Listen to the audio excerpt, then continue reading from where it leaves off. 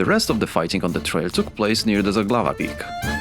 Once again, we encounter obstacles in the form of fallen old tree trunks and boulders that roll down the rocky slope. Removing small stones is not a major problem. I fight more with the gravity than with their own weight.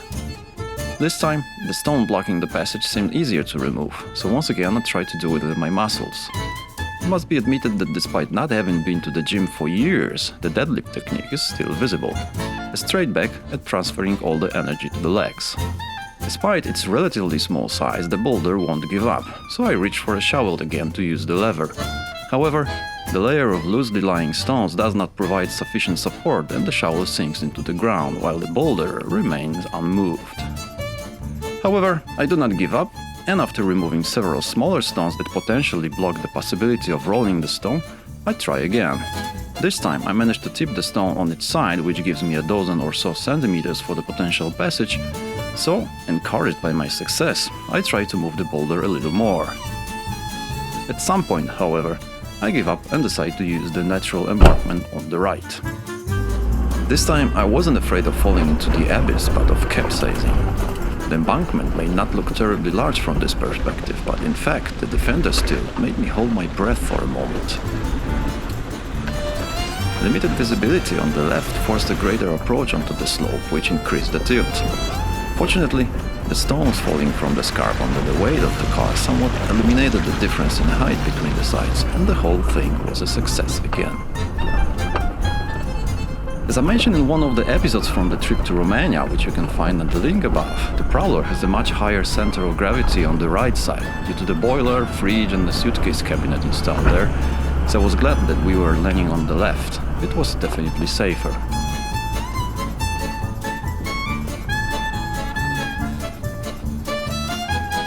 Well, after only a few hundred meters, the trail suddenly ends. We're right at this point, and I'm wondering, what the hell again this time? As far as the eye can see, there is no way to continue driving, and once again occurs under my nose that the map shows nonsense. But suddenly, I notice the trail. We need to turn back here because the trail is there, just in front of you.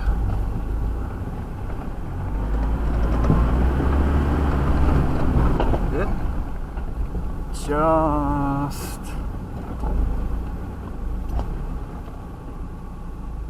there. As you could see, there was no option to continue, so I was forced to follow the same bumpy trail that I took to get here. Gravity, theoretically, was on my side because the car didn't have to struggle on the uphill sections, but this time gaining speed was not desirable, because the suspension was working in the full range on such large stones and there was a risk of hitting something underneath. So I set first gear on the lower gearbox, braking the car's momentum, and rolled slowly down this rocky trail. As you can imagine, in my head I was faced with the idea of having to avoid the boulder blocking the path again, but this time leaning to the right side.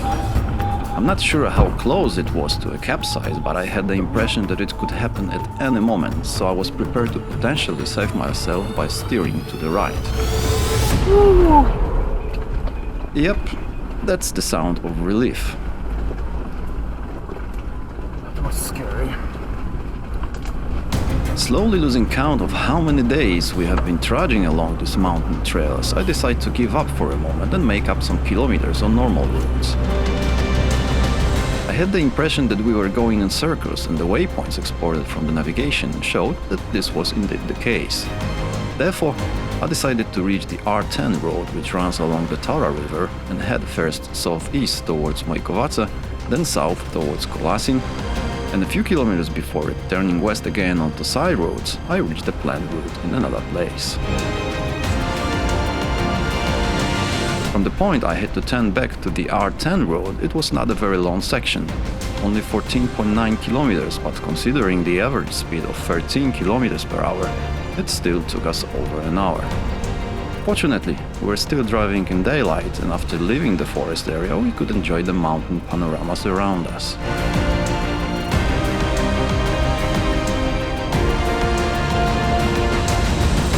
was almost 7 p.m. when we hit the asphalt and drove another 67 kilometers at an average speed of 32 kilometers per hour to our next overnight stay.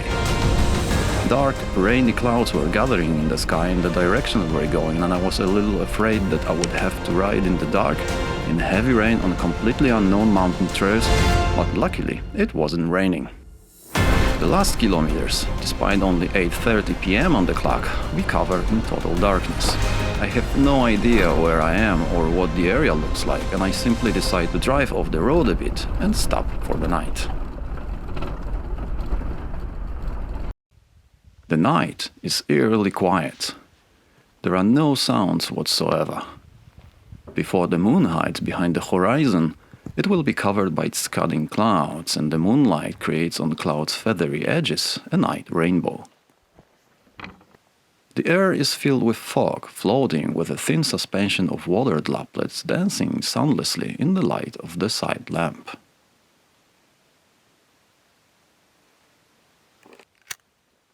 Yes, I know, smoking is not good for your health, but there are times when coffee and cigarettes, or in this case, beer and a cigarette, taste great. So, in between thinking of what stage of life I am currently in, I was also wondering where actually we are physically.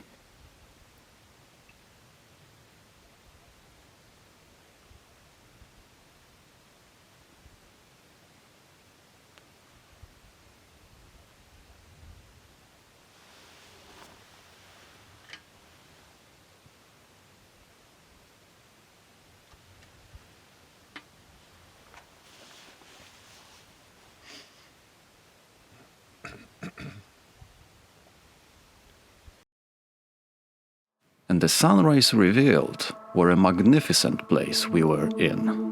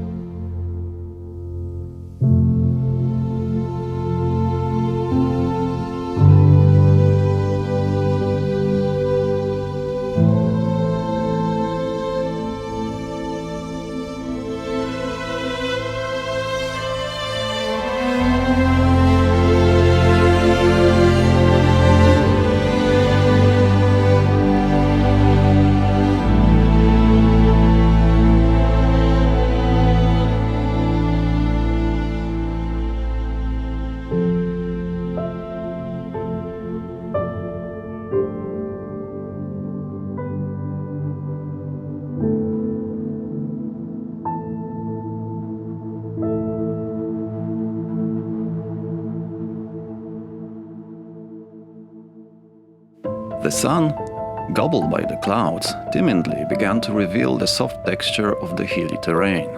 The world slowly came to life, and the lazily rising fog, which had covered the area with a soft, damp blanket at night, slowly let the rays of the rising sun pass over this paradise for adventurers longing for wild nature and solitude. Fascinated by the views surrounding us, I was glad that I decided to get up early to experience these wonders of nature and took my time setting up our camp, which, being alone, isn't always easy. All around us, as far as the eye could see, were the soft ridges of the Siniaeva Plateau, covered with a soft carpet of grass, among which only our prowler seemed incongruous element. Deep Kiraskaro on the undulating terrain brought out countless curves, soft lines of rounded ridges hiding limestone rocks under a grassy carpet. The sharp, bare ridges visible in the far south, distinguished by the verticality and dynamics against the gentleness of Siniaevina, concealed in the clouds the highest peaks of the massif, Babi Zub, 2277 meters, and Vranova Glava, 2215.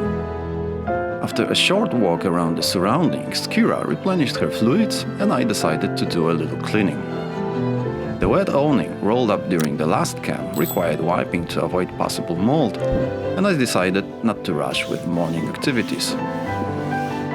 After initially drying it with a paper towel, I'll let the sun finish the drying job.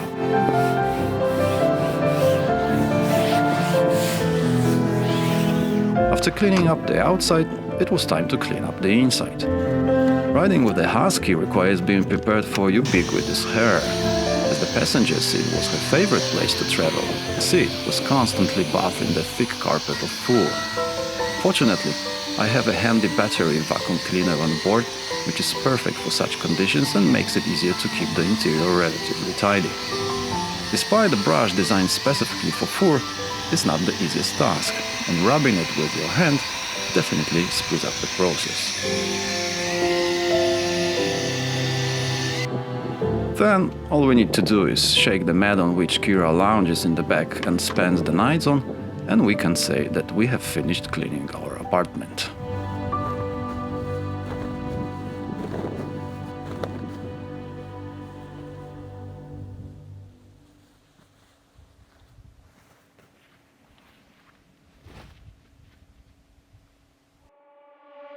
About 5 hours after waking up, we decide to say goodbye to our wasteland isolated from civilization and move on.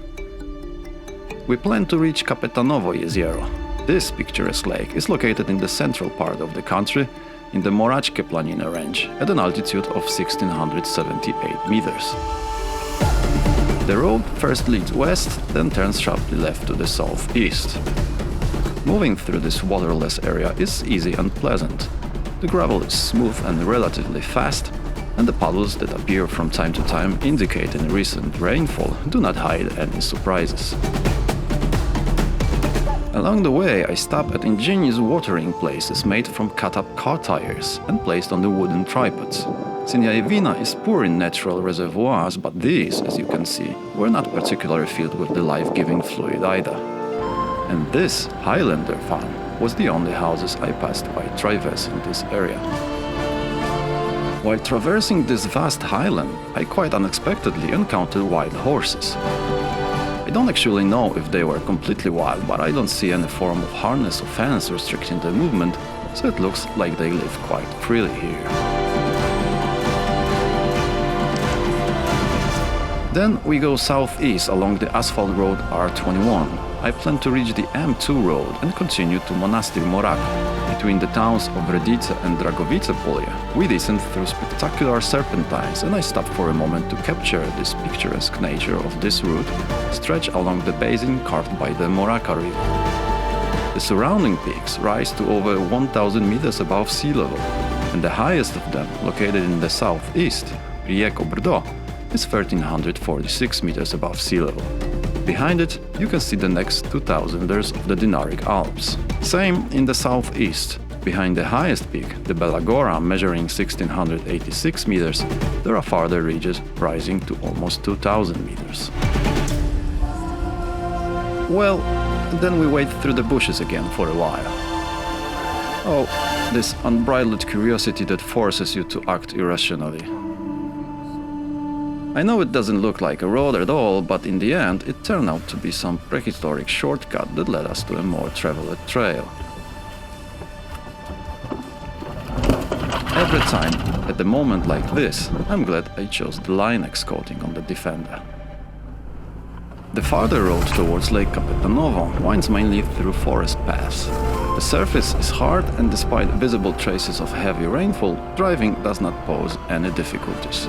In some places, the monotony of the surrounding greenery is broken by such interesting rock formations. At one point, passing the village of Velje Duboko, I encountered some locals on the road who clearly signaled me not to go any farther.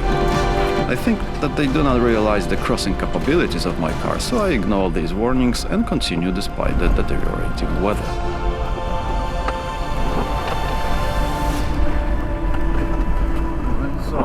After a few hundred meters, I come across a part of the road that is clearly blurred by rushing water. Thinking that this was probably what the locals were pointing out to me, I'm glad that the obstacle turned out to be barely noticeable, and I calmly moved on. Not very far, as it turned out after a few minutes.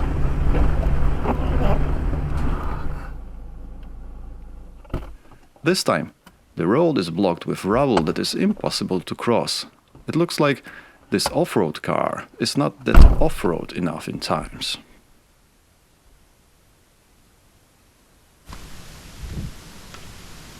Of course, I wouldn't be myself if I didn't go to check whether it is possible to drive through here. But after a few meters, it became clear that there is no chance to continue.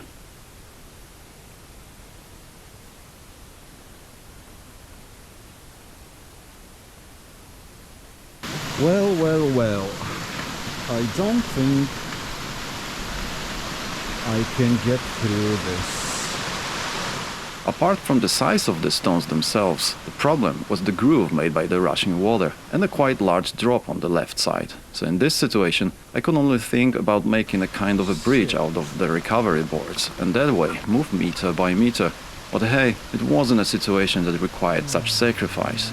Besides, I would need at least 4 of them for this, and I'm only equipped with 2. As you could hear, Kira also didn't feel comfortable in that situation.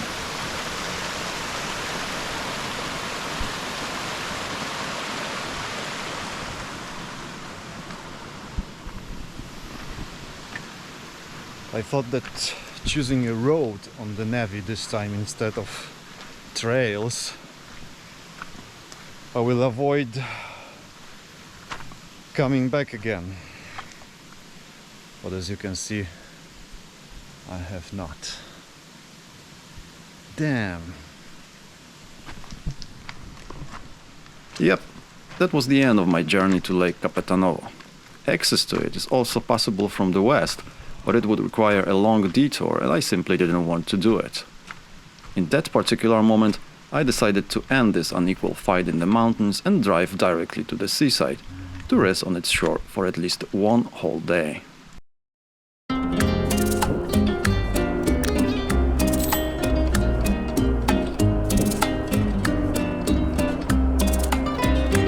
On my way back, I encountered a Polish team in off-road vehicles at the entrance to M2 road. I warned them that access to the lake from this side was impossible. Initially, they treated me, to put it mildly, disrespectfully. You know, the type of people who look at you like, "Boy, you have no idea of the obstacles we have overcome in the past." But after seeing the footage from this place, they changed their mind. You're welcome, gentlemen. The rest of the road is just asphalt. However, it's very picturesque and stretches for several dozen kilometers between steep cliffs along the Morata River. A dozen or so kilometers before Podgorica, I pass under an impressive brand new bridge of the A1 motorway, Morachica Bridge, stretching for 1 kilometer and almost 190 meters above the river below. I drive around Podgorica itself, not wanting to get through the city center, and after covering about 150 kilometers, I reach the Adriatic Sea near Budva. Finding a convenient place to stay is not the easiest thing. Firstly, it's dark again, which significantly limits the possibility of seeing a proper place from a distance. Secondly, the coast is quite densely built up, and where it is not, the road does not run right next to the shore, and the dense vegetation makes it difficult to get there. At some point, I come across a construction site for a house. There is a field next to it where I initially wanted to stop, But after looking closer at the surrounding, I noticed a place right next to the coastline where the Defender could fit perfectly without blocking the road in any way. So I decided to stop exactly here, and in the morning, in case of any problems, move the car or look for another place to stop. However, I hoped that I would not be forced to do so, because right next to my place there was a perfect access to the sea, and the entire area did not look terribly busy. Considering my desire to rest and stay here for a little longer, the whole thing looked quite promising. So, after a few minutes of maneuvering, I fit snugly into the bay and we could finally rest, cuddled to sleep by the sound of the waves.